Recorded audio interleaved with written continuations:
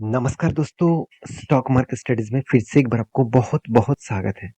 तो आज यहाँ पे मैं डिस्कशन करूँगा एक बहुत इम्पोर्टेंस कंपनी के बारे में। यहाँ पे इम्पोर्टेंस क्यों बता रहा हूँ? क्योंकि इस कंपनी की जो विज़न है और कंपनी का जो आज तक मतलब डाउन साइड से टॉप लेवल तक देखूँ तो कंपनी आज लाइफ टाइम हाई में है।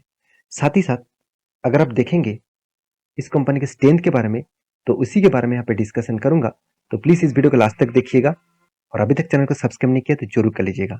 चलो देख लेते हैं आज के स्टॉक के डिटेल्स के बारे में। तो सबसे पहले मैं कंपनी के डिटेल्स के बारे में बात करूँ तो आप देखेंगे तो कंपनी का नाम है CG power industrial solution limited.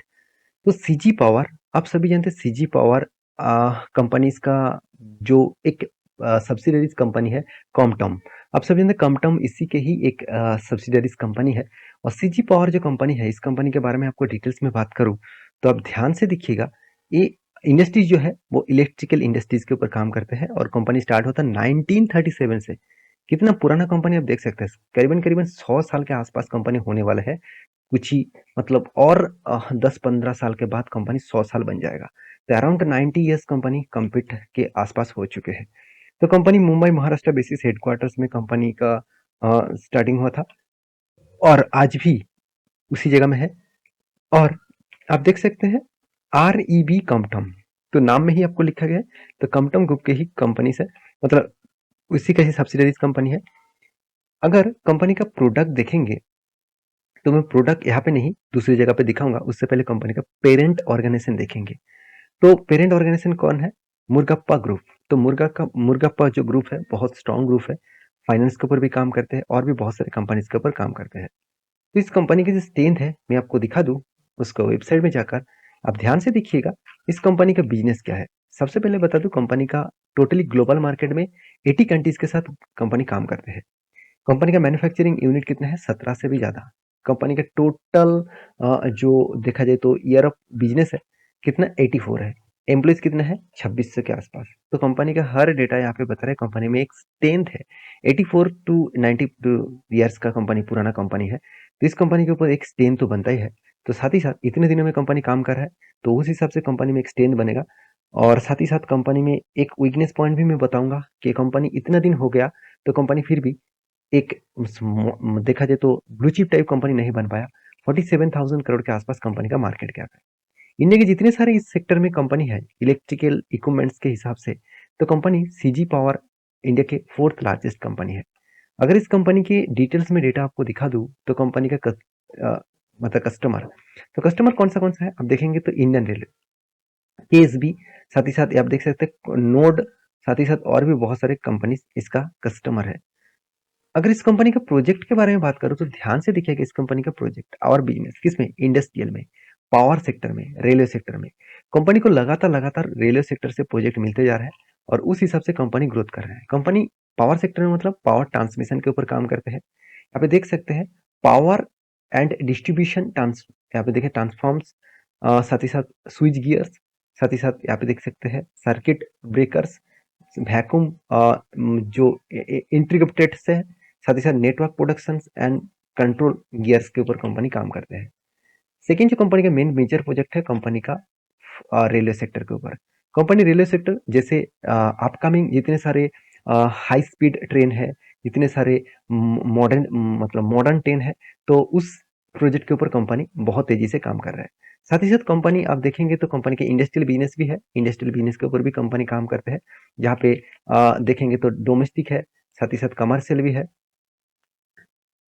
अभी इस कंपनी की मैं बाकी डिटेल्स के बारे में बात करूँ तो कंपनी के एक पॉइंट्स ऑफ व्यू से मैं आपको बता दूं तो कंपनी जो सेक्टर के ऊपर है वो सेक्टर फ्यूचरिस्टिक सेक्टर है, क्योंकि कंपनी पावर सेक्टर के ऊपर भी है, रेलवे के सेक्टर के ऊपर भी है और इंफ्रास्ट्रक्चर सेक्टर के ऊपर भी है, जो फ्यूचर में तीनों ही सेक्टर ग्रोथ करने वाले हैं। इसीलिए इस कंपनी के ऊपर हमेशा फोकस रखने के लिए जरूर कहूंगा, क्योंकि कंपनी का जो धमाका परफॉर्मेंस यहाँ पे देखने को मिलेगा वो मेरे हिसाब से बेस्ट लेवल में है। क्योंकि कंपनी का जो कर्जा है एकदम ना के बराबर है।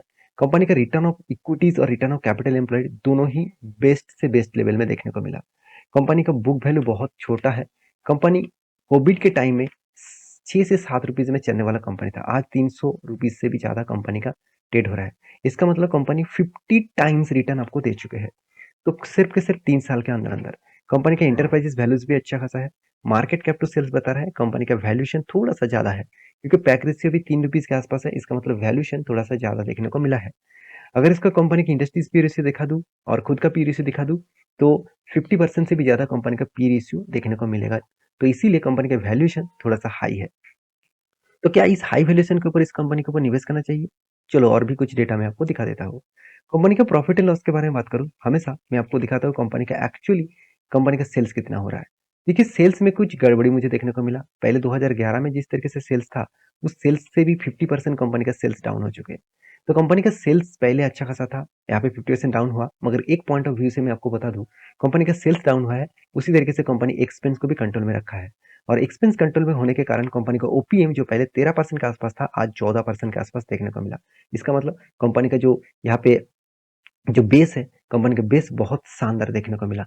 तो मेरे हिसाब से एक अच्छी पॉइंट ऑफ व्यू से एक अच्छा खासा यहाँ पे डेप्थ यहाँ पे देखने को मिला है। तो रही बात कंपनी का ईयरली परफॉर्मेंस का, तो कंपनी 2016 से लेकर 20 तक 2020 तक यहाँ पे कंटिन्यूअसली कंपनी लॉसेस किया। कोविड के टाइम में कंपनी 1300 करोड़ का लॉस किए थे। अभी फिर से कंपनी रिकवरी भी किया और अभी कंपनी प्रॉफिटेबल बिजनेस में है। तो इसीलिए कंपनी आपको धमाका रिटर्न भी दे दिया।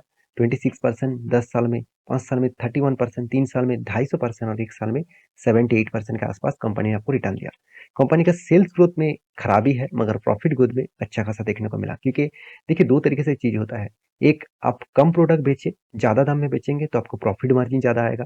अगर आप ज़्यादा प्रोडक्ट बेचे कम दामों में तो आपका सेल्स अच्छा दिखेगा, मगर प्रॉफिट मार्जिन में इम्पैक्ट दिखेगा। तो यही चीज़ यहाँ पे देखने को मिला है। तो रही बात कंपनी का कैश फ्लो के बारे में, तो कैश फ्लो देखिए मुझे थोड़ा-सा कैश फ्लो में वीकनेस देखने को मिला। क्योंकि कंपनी जितना हाथ में पैसा दिखा रहा है, उतना एक्चुअली कंपनी के हाथ में पैसा नहीं आ रहा है। कंपनी जितना प्रॉफिट दिखा रहा है, उतना पैसा कंपनी के हाथ में नहीं आ रहा है। कंपनी 2021 में तो प्रॉफिट दिखा दिया, मगर उल्टा कंपनी में यहाँ पे नेगेटिव में चला गया। तो कंपनी के रेशियोज़ के बारे में बात करें तो कंपनी रेशियोज़ दिखा दूँ, तो मुझे रेशियोज़ थोड़ा-सा करेक्शन देखने को मिला। जैसे डेटोज़ डे 93 डेज़ था और कंपनी 2015 में, 16 में, 17 में कंपनी का 190 से लेकर 125 तक डे लग रहा था कंपनी के हाथ में पैसा आने तक। मतलब मान के चलिए आपका प्रोडक्ट है, वो प्रोडक्ट आपने कस्टमर को बेचा, वो कस्टमर कितने दिनों में आपको पैसा दे रहा है, उसी को बोला जाता है डेटोज़ डे। तो वो पैसा कंपनी को मिल रहा है 62 डेज़ में, अभी फिलहाल के सिनेरियो में। तो इन्वेंटरी डे जो प्रोडक्शन करने में कंपनी के 70 डेज लग रहा था, आज 48 डेज है। इसका मतलब इसको कंपनी ने अच्छी तरीके से करेक्शन किया। तो इसीलिए मुझे लगता है ओपीएम का मार्जिन यहाँ पे शानदार देखने को मिला, क्योंकि कंपनी धीरे-धीरे करके खुद को एक पॉजिटिवली मूवमेंट में लेकर आ रहा है, एक बिजनेस को मॉडिफिकेशन कर रहा है खुद के हिसाब से। तो कंपनी के ऊपर इन्वेस्टर जो मुझे सबसे अच्छा लगा, एक टाइम कंपनी के प्रोमोटर के पास कोई भी होल्डिंग नहीं था, ज़ीरो होल्डिंग था। मतलब प्रोमोटर खुद का माल पूरा का पूरा बेच दिया था, उस माल को खरीदारी कौन था? पब्लिक। यही गड़बड़ी कर देते हैं पब्लिक। पब्लिक देखिए कोविड के टाइम में कंपनी के ऊपर पब्लिक सबसे ज़्यादा माल उठाया और पब्लिक कब बेच दिया? जब कंपनी पीक टाइम स्टार्ट हुआ तब कंपनी के ऊपर माल बेच दिया 2021 में। तो उसके बाद देखिए आज पब्लिक के पास ही 19% होल्डिंग है, जहाँ पे एफआईएस के पास होल्डिंग 4% था, वो आज 15% कर चुके हैं। जहाँ पे डीएस के पास होल्डिंग ज़्यादा था, वो आज माल बेच चुके हैं और प्रोमोटर के पास माल नहीं था, आज प्रोमोटर खुद माल बेच चुके हैं, सॉरी माल खरीदारी कर चुके हैं।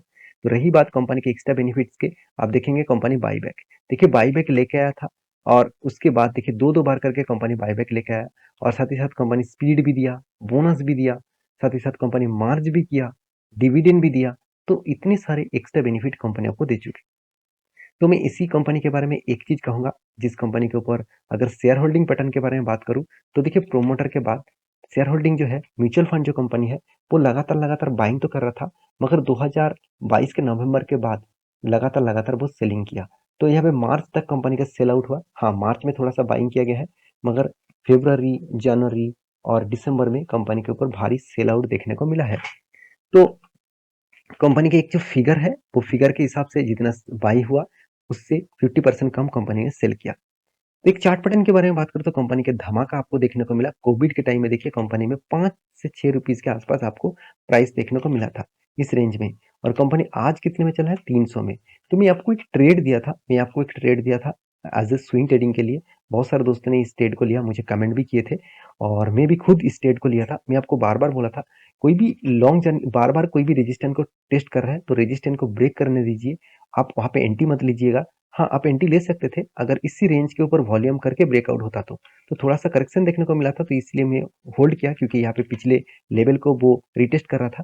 तो मैं इस लेवल को होल्ड किया। मैं एंट्री कहाँ पे लिया? इस कैंडल में, क्योंकि इस कैंडल एक फिर से रिवर्सल कैंडल था। उसके बाद कंपनी एक हैमर जैसे कैंडल बनाया था, तो इसलिए एक बेस्ट एंट्री लेवल मिला और मुझे यहाँ से 1:3 रेशियो का मेरा टारगेट था। तो ऑब्वियसली 1:3 रेशियो टारगेट मुझे यहाँ पे मिल गया और उसके ऊपर भी गया था। तो मैं उस तरीके से सोचता नहीं हूँ। मेरा काम यही है, मेरा जो टारगेट रेशियोज है, मैं जो टारगेट मतलब हिट टारगेट को फॉलो करके चलता हूँ, वही मेरा टारगेट हो जाता है तो मैं एग्जिट कर लेता हूँ। एज अ स्विंग ट्रेडिंग के लिए, एज ए इन्वेस्टर के लिए मैं लॉन्ग जर्नी के लिए जो सोचता हूँ, सीजी पावर के ऊपर आप जरूर फोकस रखना। इस कंपनी बहुत स्ट्रेंथ आपको दिखाएगा फ्यूचर में। तो बाकी आपकी क्या राय है मुझे जरूर कमेंट करना, क्योंकि ये वीडियो टोटली एजुकेशन पर्पस में था, कोई बाय एंड सेल का रिकमेंडेशन नहीं था। आप एक बार रिसर्च करना, उसके बाद निवेश करना।